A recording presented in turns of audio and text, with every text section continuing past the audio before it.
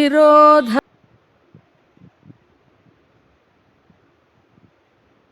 सभी को आज बुद्ध पूर्णिमा पावन अवसर संध्या काल की पावन बेला इस पावन बेला में आप सभी का बहुत बहुत हार्दिक स्वागत है। आइए प्रार्थना के साथ हम शुरुआत करते हैं।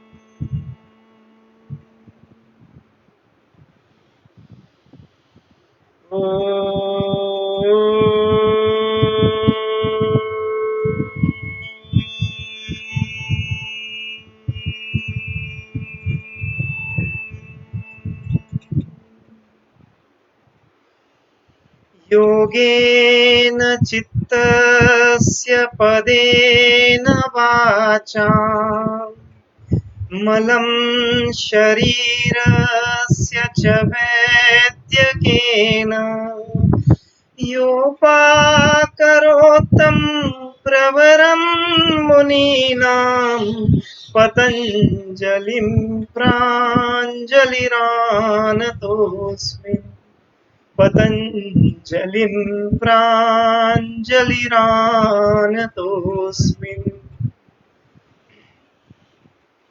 महर्षि पतंजलि के चरण में सादर अभिवादन।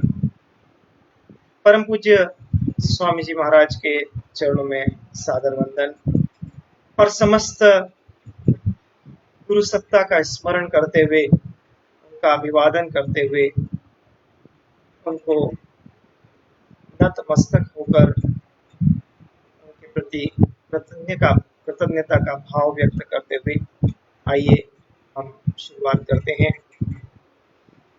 अभी तक हमने 11 सूत्रों का अध्ययन किया। पहला सूत्र योगश्चित्त वृत्ति निरोधः अथ योगानुशासनम से लेकर हमने योग की परिभाषा देखी, योगश्चित्त वृत्ति निरोधः। फिर हमने उसकी स्थिति देखी, उसमें तदा द्रष्टु स्वरूप अवस्थानाम, और जब उस स्थिति में नहीं होते हैं तो क्या स्थिति होती है, वृत्ति सारूप्य मित्रत्व। फिर 5 प्रकार की वृत्तियां हमने देखी, वृत्तय पंचतय क्लिष्ट अक्लिष्टा। उसमें फिर 5 वृत्तियां प्रमाण विपर्यय विकल्प निद्रा स्मृतय। उसमें भी फिर एक एक वृत्ति का हमने विवरण गहराई से समझने का प्रयत्न किया। प्रत्यक्ष अनुमान गमा प्रमाणानि विपर्ययो मिथ्या ज्ञानम दुःप्रतिष्ठायाम शब्द ज्ञानानुपाति वस्तु शून्यो विकल्प अभाव प्रत्यालंबना वृत्ति निद्रा और अनुभूत विषय संप्रमोशः स्मृति। अब हमने ये समझ लिया कि ये 5 प्रकार की वृत्तियां हैं, उसमें भी 2 वर्गीकरण हैं। तो योग चित्त वृत्ति यहाँ तक हम पहुंच गए। अब प्रश्न उठता है इसका निरोध हम कैसे करें। तो जब इसका निरोध करना है तो उसका वह उपाय महर्षि पतंजलि ने आगे के सूत्र में कहा है। उन्होंने कहा है 12वें सूत्र में अभ्यास वैराग्याभ्याम तन निरोधः, अर्थात अभ्यास और वैराग्य के माध्यम से हम अपनी मंजिल को, वृत्तियों को रोकने के कार्य को पूरा कर सकते हैं। अभ्यास वैराग्य क्यों और कैसे? तो अभ्यास के माध्यम से हम हमारे तमोगुण की निवृत्ति करते हैं और वैराग्य के माध्यम से रजोगुण की निवृत्ति करते हैं। तो अभ्यास और वैराग्य दोनों का बहुत विशेष महत्व महर्षि पतंजलि ने बताया है। और यही अगर हम भगवत गीता में देखें तो भगवत गीता में भी हमको ये चीज देखने को मिलती है कि भगवत गीता में छठे पाठ के छठे अध्याय के 35वें और 36वें सूत्र में भी हमको अभ्यास और वैराग्य के बारे में काफी कुछ जानकारी मिलती है।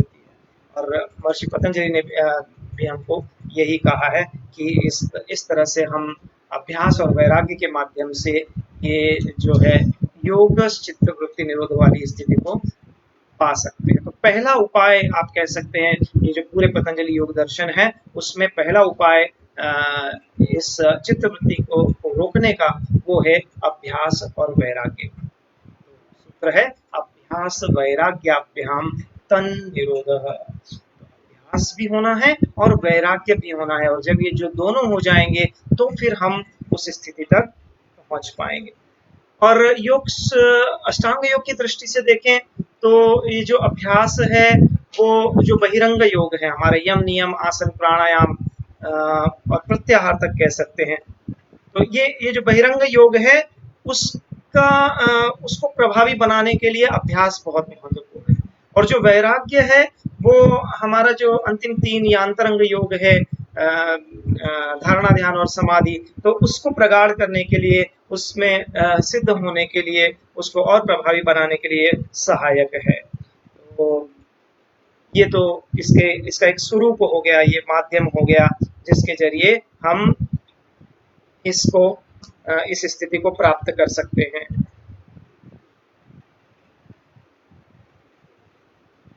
अगला सूत्र जो है उसमें फिर हमको अभ्यास की परिभाषा महर्षि पतंजलि, मैंने पहले भी कहा ये जो पूरे पतंजलि योग सूत्र है इसमें महर्षि पतंजलि ने बहुत ही व्यवस्थित तरीके से एक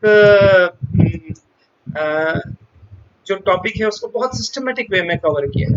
अब अभ्यास की परिभाषा दी उन्होंने, तत्र स्थितो यत्नोभ्यास, जो 13वां सूत्र है उसमें तत्र स्थितो यत्नोभ्यास। अभ्यास क्या है? उस स्थिति को बरकरार रखने की कोशिश करना। तत्र स्थितो, उस स्थिति को, यत्नोभ्यास, उस स्थिति को बरकरार रखने की कोशिश करना, बार बार उस चीज को रिपीट करना। स्वामी जी अक्सर कहते हैं अच्छी चीज इच्छा नहीं होने पर भी हमको बार बार करनी है, और जो बुरी चीज है वो प्रबल इच्छा होने पर भी नहीं करना है। तो हम जब उस उच्च चेतना में स्थापित होंगे, कौन सी उच्च चेतना वाली स्थिति? जब हम तदादृष्टु स्वरूप अवस्थानम वाली स्थिति में पहुंचेंगे, या अब जब हमारे अभ्यास को प्रगाढ़ करेंगे, या बार बार उस स्थिति में रहने की हम कोशिश करेंगे।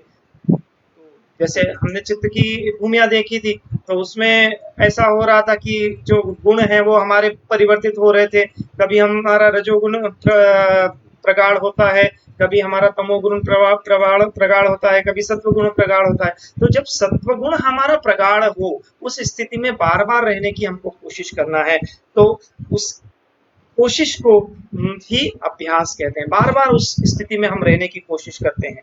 तो हमको कोशिश करना है, बार बार ये कोशिश करना है कि हम उस स्थिति में हर समय रहें, 24 घंटे, एक क्षण भी उस स्थिति से हम नीचे नहीं आए।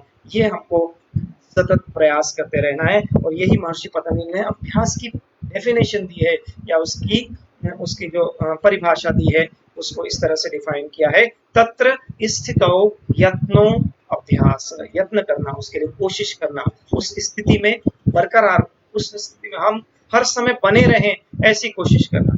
क्योंकि कभी हमारा सत्व प्रभावी होगा, कभी रजस प्रभावी होगा, तो वो उसका प्रभाव हमें बढ़ने ही नहीं देना है, ऐसी हमारी स्थिति हो। और उस स्थिति को हम प्राप्त भी कैसे करेंगे? तो प्राप्त हमारे अभ्यास से ही होगा, निरंतर। तो अगले सूत्र में महर्षि पतंजलि ने हमको अभ्यास की कैरेक्टरिस्टिक्स बताई है, गुणधर्म बताए हैं कि अभ्यास कैसा होना चाहिए। तो देखिए कितना साइंटिफिक वे, बहुत ही व्यवस्थित तरीके से अभ्यास की डेफिनेशन, फिर उसके कैरेक्टरिस्टिक्स। तो उसकी कैरेक्टरिस्टिक्स क्या है? महर्षि पतंजलि कहते हैं सतु दीर्घ काल निरंतर्य सत्कार सेवितो दृढ़ भूमि। हमारा अभ्यास कैसा होना चाहिए? सतु दीर्घ काल, लंबे समय तक करना है, एक क्षण भी, एक पल भी नहीं। तो हम अक्सर क्या करते हैं, हमने योगाभ्यास शुरू किया, तो ये अभ्यास आप जिस चीज का भी, ये सार्वभौम जो तत्र स्थितो यत्नोभ्यास है, ये जो पिछला वाला सूत्र था, ये सार्वभौमिक है, ये हर समय वैलिड है और हर चीज में वैलिड है। अगर आप अभ्यास एक आसन का कर रहे हो, तो एक आसन को बार बार करते हो तब उसका अभ्यास होता है। समझ लीजिए आप शीर्षासन का अभ्यास करना है आपको। शीर्षासन अभी आपको आ नहीं रहा है, समझ लीजिए। तो शीर्षासन आने की पूर्व स्थिति को हम लगातार मेंटेन करते जाएं। उसकी जो पूर्व स्थितियां हैं, अलग अलग स्थितियां हैं, उनको निरंतर अभ्यास करते जाएं, उसको बार बार उस स्थिति में रहने की कोशिश करते जाएं, तो फिर धीरे धीरे हम शीर्षासन भी करने लग जाएंगे। ऐसे ही किसी का पद्मासन नहीं लगता है तो भाई 1 सेकंड के लिए लगा लीजिए, 2 सेकंड के लिए लगा लीजिए, फिर धीरे धीरे अपने अभ्यास को बढ़ाते जाइए। तो आप अगर किसी का पद्मासन नहीं लग रहा है तो प्रयत्न करना उसका। किसी का हो सकता है पूरा पद्मासन नहीं लगे तो थोड़ा, कोई तो हल्की पल्की लगाकर भी बहुत मुश्किल से बैठ पाते हैं। तो धीरे धीरे हमको अभ्यास करना है, इसी को अभ्यास कहते हैं, उस स्थिति को बरकरार रखना है। तो पद्मासन नहीं लगता है या लंबे समय तक पद्मासन में नहीं बैठ सकते हो, सिद्धासन में नहीं बैठ सकते हो, सुखासन से शुरुआत करना, फिर एक एक पैर को धीरे धीरे लेकर पद्मासन की शुरुआत करना है। एक पैर हमारे जंघाओं के ऊपर आ जाएगा, हम उसको उस स्थिति में रुकेंगे। ये जो शुरुआत कर रहे हैं, जो बिगिनर्स हैं उनके लिए। और जिसका लगता है, समझ लीजिए आप लगातार अभ्यास नहीं कर पा रहे हैं, उस स्थिति में लगातार उसमें बैठ नहीं पा रहे हैं, तो 2 सेकंड 5 सेकंड धीरे धीरे करके अपने अभ्यास को बढ़ाएंगे, तो फिर आपका अभ्यास और प्रगाढ़ होता जाएगा और आपका जो उद्देश्य है, अंतिम उद्देश्य है, उसको आप सहजता पूर्वक प्राप्त कर सकते हैं। तो ये आसन का अभ्यास हो गया। ऐसे ही हर चीज का अभ्यास हमारा जो है, हम अब जो कोई ड्राइविंग शुरू करते हैं तो ड्राइविंग स्टार्टिंग में आपका क्लच है, ब्रेक है, स्टीयरिंग है, आपको तीनों संभालने में कितनी जद्दोजहद करनी पड़ती है, कितनी मेहनत करनी पड़ती है। और बाद में ये स्थिति हो जाती है कि अभ्यास हमारा इतना प्रगाढ़ हो जाता है कि हम किसी से बात करते करते या सहजता पूर्वक गाड़ी को चला लेते हैं। तो इसलिए अभ्यास का बहुत ज्यादा महत्व है और उसकी डेफिनेशन भी यही है कि बार बार उस चीज को करना। आप बार बार रोज गाड़ी चला रहे हैं तो रोज आपका अभ्यास हो गया उस चीज का, तो वो अभ्यास इतना प्रगाढ़ हो गया कि वो चीज आपके लिए बहुत ही सहज हो गई। तो अभ्यास से वो चीज सहज हो जाती है और जब आप उस स्थिति में सहज रहने लग जाओ तो फिर आपका उद्देश्य बहुत ही आसानी से पूर्ण हो सकता है। तो इस तरह से जो उसकी कैरेक्टरिस्टिक्स है, उसके गुणधर्म है, तो वो अभ्यास कैसा होना चाहिए, तो महर्षि पतंजलि कहते हैं सतु वो इस तरह से होना चाहिए कि दीर्घ काल, लंबे समय तक। नहीं तो कुछ लोग क्या करते हैं, आज शुरुआत करी तो 2 दिन तो बहुत पूरी ताकत के साथ, पूरी ऊर्जा के साथ किया और फिर तीसरे दिन शिथिल पड़ जाते हैं, तीसरे दिन अपने अभ्यास को छोड़ देते हैं, फिर 2 दिन 4 दिन करेंगे, फिर शिथिल हो जाएंगे, फिर छोड़ देंगे। तो ऐसे अभ्यास नहीं होता। अभ्यास कैसे होना चाहिए, लंबे समय तक, कोई गैप नहीं, कोई एग्जेम्पशन नहीं, कोई छूट नहीं। अक्सर एक मराठी में एक कहावत है, जास्त नियम पाळू नका आणि नियमाशिवाय राहू नका। मतलब ज्यादा नियम मत लीजिए, लेकिन जो नियम आपने बनाया है उसमें फिर कोई एग्जेम्पशन नहीं, कोई छूट नहीं, और कोई ना कोई हमको नियम लेना चाहिए, तभी हम जीवन में आगे बढ़ पाएंगे।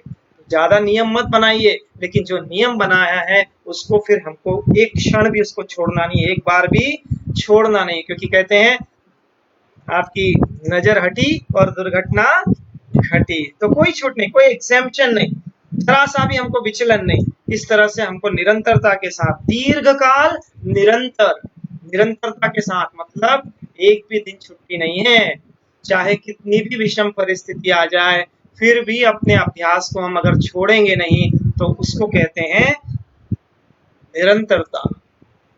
कोई भी रुकावट आए, चाहे हम जमीन में सफर कर रहे हो, गाड़ी में सफर कर रहे हो, या फिर हम हवाई जहाज में सफर कर रहे हो या ट्रेन में सफर कर रहे हो, लेकिन हमने जो नियम बनाया है, हमने जो अभ्यास का व्रत लिया है, उसको हमें कभी भी छोड़ना नहीं है। स्वामी जी अक्सर कहते हैं, इन सूत्रों का बहुत ही, स्वामी जी ने देखिए कितने सुंदर शब्दों में उनको कहा है कि अखंड प्रचंड पुरुषार्थ और विकल्प रहित संकल्प। तो ये जो सूत्र है इसका सार आ जाता है इसमें, विकल्प रहित संकल्प। संकल्प में एक क्षण भी छूट नहीं, एक पल भी हमको छूट नहीं है। हमने जो संकल्प लिया है उसको निरंतरता के साथ, दीर्घ काल तक निरंतरता के साथ, और कैसे, सत्कार सेवितो दृढ़ भूमि, मतलब सत्कार से तो मतलब क्या हुआ कि आप पूरे संकल्प के साथ में, अपनी समर्पण के साथ में, सत्कार मतलब उस चीज का पूरा आदर सद्भाव के साथ में हम उस चीज को सेवा के भाव से या उसको एक नियम के भाव से हम उसको निरंतर करते जाएं, ऐसा हमारा अभ्यास होना चाहिए। तब हम दृढ़ भूमि होंगे या हमारा अभ्यास है वो पूरी तरह से प्रगाढ़ हो जाएगा। ये कैरेक्टरिस्टिक्स जब तक हम अभ्यास में उतारेंगे नहीं, तब तक अभ्यास के माध्यम से जो चित्त वृत्ति निरोध वाली स्थिति है वो हमको सहज प्राप्त नहीं। तो अभ्यास कैसा हो, ये गांठ बांध लेने वाली चीज, और ये आप सार्वभौमिक है, ये चीज आप अपने जीवन में हर समय हर चीज में उतार सकते हो। तो काफी सारे जो महर्षि पतंजलि के सूत्र हैं वो सार्वभौमिक हैं, हर समय वो वैलिड हैं। आप चाहे पूर्व में देख लीजिए या फिर अभी में देख लीजिए, अभी की स्थिति में देख लीजिए, या फिर आप उसको भविष्य में देख लीजिए, ये सार्वभौमिक हैं, हर समय वैलिड हैं। ऐसे ये हमारे योग सूत्र हैं। अभ्यास के बारे में तो इसमें अभ्यास में हम कोई छूट नहीं ले सकते। इसके लिए एक और दृष्टांत मैं देना चाहूंगा। जैसे एक अच्छी कहानी जैसी है कि इंद्र रूठ गए और उन्होंने घोषणा कर दी कि अब 11 साल 12 साल बरसात नहीं होगी, और अब ये मेरा दृढ़ संकल्प है कि 12 साल में बरसात नहीं होने दूंगा। इंद्रदेव ने ये घोषणा कर दी, और घोषणा करने के बाद में उन्होंने, जब जितने भी किसान थे वो सब सुस्त हो गए, उन्होंने सब कुछ छोड़ दिया। और इंद्रदेव ने कहा कि जब तक भगवान शिव या तो अपना शंख नहीं बजाएं या फिर हम जो है तब तक हम 12 साल तक नहीं, तो फिर हम बरसात नहीं करेंगे। अगर भगवान शिव ने शंख बजा दिया तो फिर हम बरसात कर देंगे। तो एक किसान था जो उसका आत्मविश्वास इतना दृढ़ था और उसका विश्वास इतना दृढ़ था कि उसने अपने खेत में हल जोतना चालू रखा। वर्ष दर वर्ष बरसात नहीं हुई, 2 वर्ष बीत गए, 3 वर्ष बीत गए, लेकिन उसने अपने हल को जोतना, अपने खेत को जोतना छोड़ा नहीं, और निरंतरता के साथ वो इस कार्य को करता रहा। तो माता पार्वती ने शिव जी से पूछा, कहा देखिए वो किसान है, वो अपने अभ्यास को छोड़ नहीं रहा है। तो शिव जी गए उस किसान के पास में और उसको पूछा कि भाई तुम तो ये हल, जब मालूम है तुमको कि बरसात नहीं होने वाली है 12 साल, तो उसने कहा देखिए अगर मैं हल चलाना बंद कर दूंगा तो मेरा अभ्यास छूट जाएगा, मेरी आदत छूट जाएगी, और जब बरसात होगी तब मैं तैयार नहीं होऊंगा उस चीज के लिए। तो अगर मैं हल नहीं चलाऊंगा तो मेरा अभ्यास छूट जाएगा, मैं फिर भूल जाऊंगा मुझे हल कैसे चलाना है, मुझे खेती किस तरह से करना है। तो इसी तरह से जब माता पार्वती ने इस बात को सुना तो उन्होंने कहा ऐसा नहीं हो आप शंख बजाना भूल जाओ, तो थोड़ा शंख बजा के देख लो।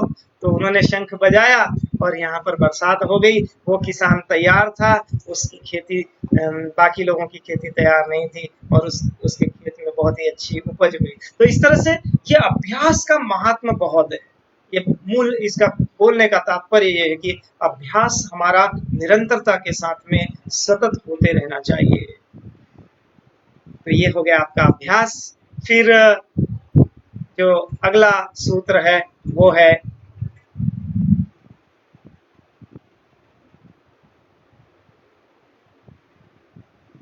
वैराग्य के ऊपर हम आते हैं। अभ्यास वैराग्याभ्याम तन्निरोधः तत्र स्थितो यत्नोऽभ्यास सत् दीर्घ काल निरंतर सत्कार सेवितो दृढ़ भूमि। और फिर दृष्टानुशविक विषय वितरणस्य वशीकार संज्ञा वैराग्यम। वैराग्य की संज्ञा क्या दी महर्षि पतंजलि ने? दृष्टानुश्रविक विषय वितरणस्य वशीकार संज्ञा वैराग्यम। जो दृष्ट और अनुश्रविक विषय है हमारी इंद्रियों के, उनके प्रति एक छोड़ने का भाव, उन पर पूर्ण नियंत्रण का भाव रखना, ये हमारा जो है हो गया वैराग्य। तो इस तरह से हमको वैराग्य रखना है। छोड़ने का भाव रखना है। अक्सर इस चीज के लिए एक उदाहरण मैं देना पसंद करता हूँ कि समझ लीजिए क्योंकि जो वैराग्य है, हम अपने इंद्रियों के प्रति बहुत लगाव रख लेते हैं, इंद्रिय तुष्टिकरण के पीछे बहुत भागते हैं। और जब हम योग के मार्ग में आगे बढ़ते हैं, अभ्यास निरंतर करते हैं, तो हमारे मन में कितनी बार घमंड आ जाता है और कितनी बार हम अपनी इंद्रिय सुखों के पीछे भागने लग जाते हैं। अभ्यास के माध्यम से जो सिद्धियां हमको प्राप्त होती हैं, योग के मार्ग पर जब आप बढ़ते हैं आगे, तो आप तीसरे पाद में देखेंगे जो हमारा तीसरा पाद है, उसमें हमको पूरी तरह से सिद्धियों का वर्णन मिलता है। और जब हम उन सिद्धियों को देखते हैं, उनकी अनुभूति होती है, उनको प्राप्त करते हैं, तो फिर उसके दिखावे में हम लग जाते हैं। तो उसके प्रति हमको वैराग्य रखना है, उसके प्रति छोड़ने का भाव रखना है। ये अप्राप्य जो चीजें हैं, ये जो हमको मिली हैं, उसके दिखावे में हम पड़ जाते हैं, उनको भोग करने लग जाते हैं। और जब उसके भोग में लग जाते हैं, तो फिर हमारा मार्ग, जो हमने जो उच्च स्थिति पाई है, उसका पतन वापस शुरू हो जाता है। तो समझ लीजिए हमको यहाँ से अगर पूना जाना है और बीच में लोनावाला आए और हम वहाँ पर बहुत अच्छे मनोरम दृश्य को देखने लग जाएं, बादलों को, वहाँ पर जो झरने हैं उनको, तो जब उनको अगर हम देखने लग जाएंगे, तो हम फिर पुनः पहुंच ही नहीं सकते, फिर पुनः पहुंच पाएंगे नहीं, पहुंचेंगे, क्योंकि बीच में हम मनोरम दृश्य में उसी में उलझ कर रह गए। तो इसी तरह से योग के मार्ग पर जब हमको आगे बढ़ना है, तो ये आवश्यक है कि हम वैराग्य भी रखें, छोड़ने का भाव भी रखें, ये समर्पण का भाव भी रखें। जब हम ये छोड़ने का भाव रखेंगे, तो ही हम जो है योग के मार्ग पर आगे बढ़ पाएंगे। तो ये अभ्यास और वैराग्य दोनों चीजें साथ में बहुत महत्वपूर्ण है। मात्र अभ्यास से भी आपको आप योग को अचीव नहीं कर पाएंगे, योग की अंतिम स्थिति को, और मात्र वैराग्य से भी नहीं प्राप्त कर पाएंगे। ये दोनों का साथ में संगम, दोनों चीजों का महत्व बहुत है। मैंने जैसे बताया, अंतरंग योग और बाहरी बहिरंग योग दोनों को साथ में, इसका दोनों के ऊपर इसका प्रभाव हम देखते हैं। तो जो दृष्ट है, दृष्टानुशवी, तो दृष्ट क्या है? दृष्ट में हमारे रूप, रस, गंध, शब्द, स्पर्श, धन, संपदा, ये सारी चीजें, जो वैराग्य, स्त्री, जो राज है, ये सारी चीजें हमारी जो है दृष्ट में आ जाती है, या जो हमको सामने दिखती है, ऐसी चीजें जो हम ग्रहण करते हैं, वो सारी चीजें हमारी जो दृष्ट आ जाती है। और अनुश्रविक जो है, वो वेदों से या हम जो वेद शास्त्र से प्राप्त करते हैं, वो सारी चीजें अनुश्रविक होती। लेकिन ये दोनों चीजें हमारे, इनके प्रति भी हमको छोड़ने का भाव रखना है, या एक तरह से इनके प्रति वितृष्ण का भाव, छोड़ने का भाव हम रखेंगे, तो ही हम वैराग्य को प्रगाढ़ कर पाएंगे अपने। क्योंकि तृष्णा हमारी हर समय जीवित रहती है, और पाने की लालसा हमको हर समय रहती है, और उस लालसा में इंद्रिय सुखों के पीछे हम भागते भागते और फिर अपने मूल उद्देश्य से भटक जाते हैं। तो इस तरह से ये एक सहज वाली जो एक या छोटे स्वरूप में हमारी वैराग्य वाली चीज हो गई। और फिर जो दूसरा है, इसको बोलते हैं अपरा वैराग्य, और ऐसे ही एक परा वैराग्य होता है। तो अगले सूत्र में महर्षि पतंजलि ने कहा, तत्परम पुरुष। क्लिष्ट और अक्लिष्ट वृत्तियां हमने देखी, कुछ वृत्तियां क्लिष्ट थी जो क्लेश को पैदा कर रही थी, और कुछ वृत्तियां अक्लिष्ट थी। तो इन अक्लिष्ट वृत्तियों का उपयोग करते हुए पहले हम क्लिष्ट वृत्तियों से मुक्त हो रहे थे। तो ये साधन हो गई, ये जरिया हो गई, लेकिन आगे जाकर हमें इस जरिए को भी छोड़ना है, इन अक्लिष्ट वृत्तियों से भी मुक्त होना है। तो ये जो संप्रज्ञात, जो हम क्लिष्ट वृत्तियों को छोड़ रहे हैं, एक तरह से बोल सकते हैं संप्रज्ञात समाधि वाली स्थिति आ गई। और जो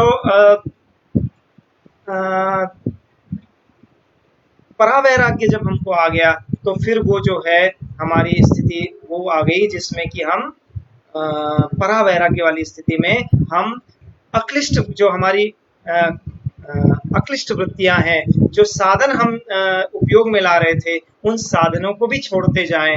और ये तो परावैराग्य तो हमारा ऐसा होना चाहिए कि हम अगर हमारे समक्ष साक्षात ईश्वर या वो शक्ति भी आ जाए तो भी हम उसमें लगे हुए नहीं रहें, उसके प्रति हमारा लगाव न रह जाए और हम उसके प्रति भी एक वैराग्य का भाव रखें, उसके प्रति भी एक छोड़ने का भाव रखें, उसके साथ भी कोई एक प्रीति नहीं रहे, उसके साथ कोई लगाव नहीं रहे, नहीं तो हम उस चीज में अटक जाते हैं।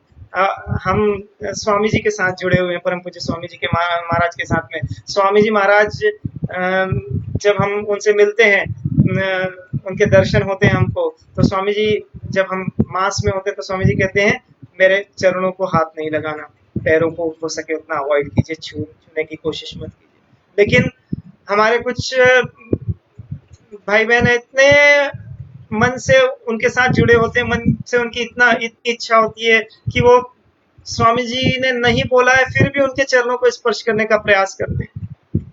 तो वैराग्य ऐसा होना चाहिए, परावैराग्य होना चाहिए कि साक्षात अगर ईश्वर भी, वो परम शक्ति भी हमारे सामने आ जाए फिर भी उसके प्रति वैराग्य का भाव रखना, हमारा अंतिम उद्देश्य आ जाए फिर भी हमको उस विवेक ख्याति के को साधते हुए उस परम स्थिति में पहुंचना है, उस तदा द्रष्टु स्वरूप अवस्था नाम वाली स्थिति में पहुंचना है, जिसमें कि हमारा स्वरूप ही उस भाव शून्य, उस शून्य वाली स्थिति वाला हो जाए, कहीं पर कोई लगाव नहीं रहे, कोई बंधन नहीं रहे और उस स्थिति को हम प्राप्त कर पाए। तो ऐसे हमको परावैराग्य के साथ में की प्राप्ति करना है, ऐसा हमारा अभ्यास प्रगाढ़ करना है, वैराग्य इतना प्रगाढ़ करना है कि सहजता पूर्वक हम योग की अंतिम स्थिति को प्राप्त कर सकें। इस तरह से आज हमने ये 12वें से लेकर 16वें सूत्र को का स्वाध्याय किया। अभ्यास वैराग्याभ्याम तन्निरोधः तत्र स्थितौ यत्नोऽभ्यास स तु दीर्घकाल नैरन्तर्य सत्कार सेवितो दृढ़ भूमि द्रष्टानुशविक विषय वितरणस्य वशीकार संज्ञा वैराग्यम और तत्परम पुरुष ख्यातिर गुण वैत्रण्यम। तो इस तरह से ये अभ्यास और वैराग्य बहुत ही महत्वपूर्ण है और स्वामी जी के ये शब्दों को हम गांठ बांध ले, अखंड प्रचंड पुरुषार्थ और विकल्प रहित संकल्प, तो उसका साक्षात आत्मसात हो जाएगा ये अभ्यास और वैराग्य वाली स्थिति का हमारा, और हम योग के मार्ग पर सहज आगे बढ़ पाएंगे। आइए हम सत्र को समापन की ओर लेकर जाते हैं। शांति पाठ के साथ आज के सत्र को यहीं पर विराम देंगे।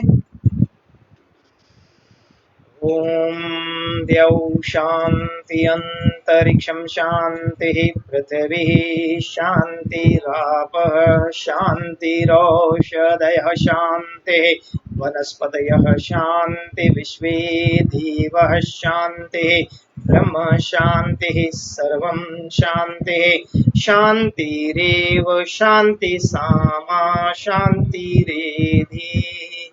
ओम शांति शांति शांति।